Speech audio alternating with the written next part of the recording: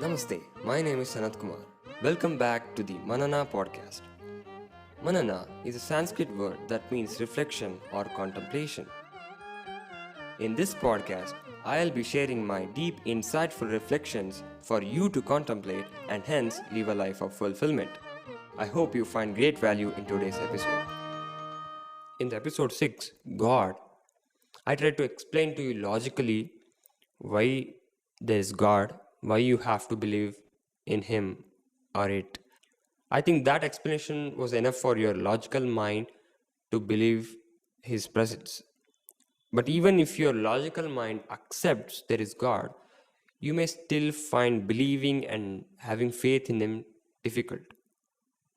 If not for you, at least I have faced those difficulties. Even though sharing this was a little bit uncomfortable for me when I wrote this blog, I decided to be completely transparent anyway. So it starts from when I was a kid. I used to believe in everything. I believed everything my parents told, teachers taught, friends mentioned, my brother, sister, everything I heard, movies I watched. Fortunately, I was influenced in positive ways. That kid me believed in God, creativity, mastery, imagination, and whatnot. All great things. And I believe the success I have now, whatever that is the fruit of that young kid who truly believed. But then I grew older. Probably in my mid teens, my identity started taking shape.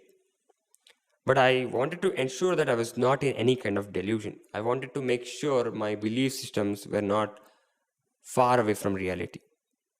So I destroyed everything that seemed irrational, illogical. I became an atheist for a while, as I told in my sixth episode. I became an atheist listening to an atheist, but being conscious of it, I destroyed God in my belief system. Of course, I destroyed other beliefs which turned out to be delusional. Faith is like cancer. The opposite of faith is also the same. It's also like a cancer, it eats up everything. So, the only difference between faith and anti faith is that one is very good for you and one is not. One is very unhealthy for you. So, as soon as I lost faith in God, I started losing faith in the creative process. I started thinking everything in terms of logic. Creativity does not breed in such kind of mental space. So, I didn't get any great ideas in those periods. I thought about money. I started believing no matter what, I have to make money. I think this is 3 or 4 years ago. I just started thinking no matter what, I have to make money or else I won't survive. I believe that creativity won't help me earn money.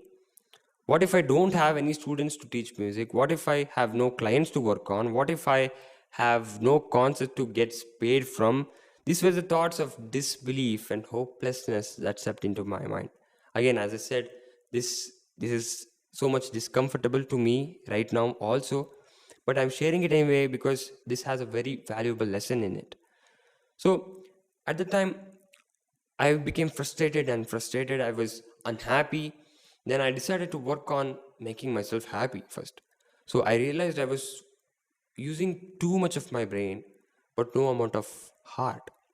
So I think, as I said, that faith is like a cancer, and non-faith is also a cancer. So as I lost faith in God, I had lost faith in myself. I had lost faith and belief in everything, literally everything.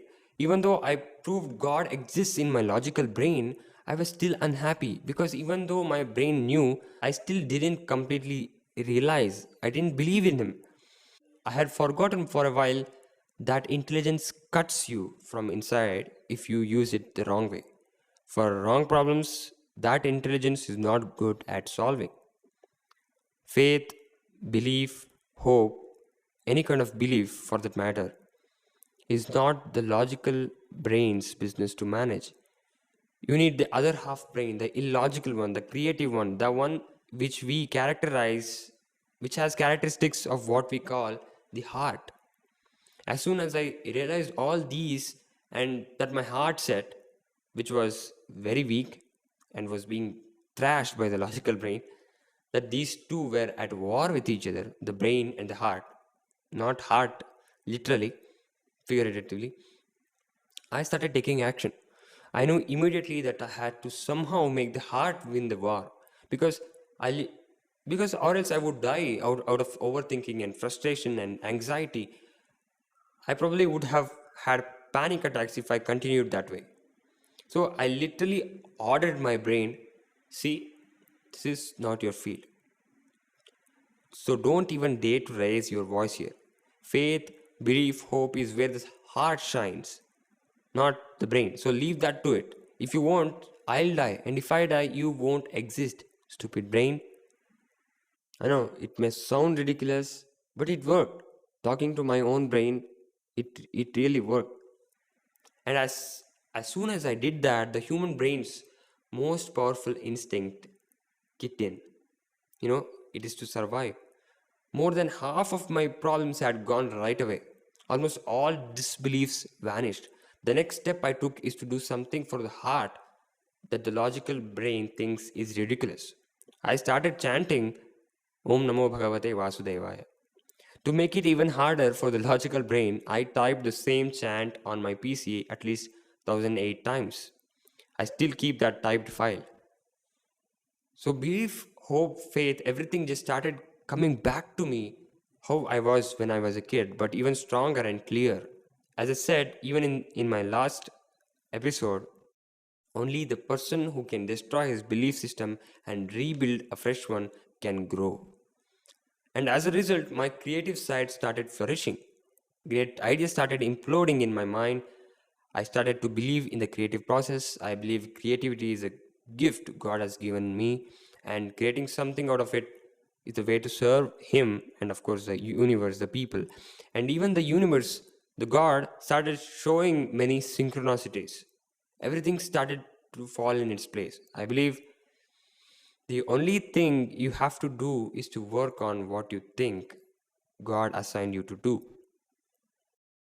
Just believe in yourself, the process, God, and keep working. Everything falls into its place. It's almost zen-like. You do what you like to do, what is the most rational thing to do, what you think is your purpose in life. You just do it, and rest falls into place. I would like to end this episode by quoting one of my reflections in my notes. Belief almost always seems delusional, but is always the most rational thing to do. I think this whole thing might seem so ridiculous to you, chanting some mantra or typing that mantra 1008 times on a PC. It might sound ridiculous. But I had to do what I did to overcome not believing. That is a very horrendous way to live. That was very harmful, painful to live that way. Because you need emotional support, you need spiritual support, you need all the support there is. And you cannot only rely on your logical mind for that. I don't have to go over believing the God again. I've already addressed that in the episode 6, God. You can go check that out. I hope you received excellent value in today's episode. To know more, head over to sanatkumarnabi.com, and if you haven't already, check out my book, The Flower of Fulfillment. Thank you for listening, and I wish you have a great day.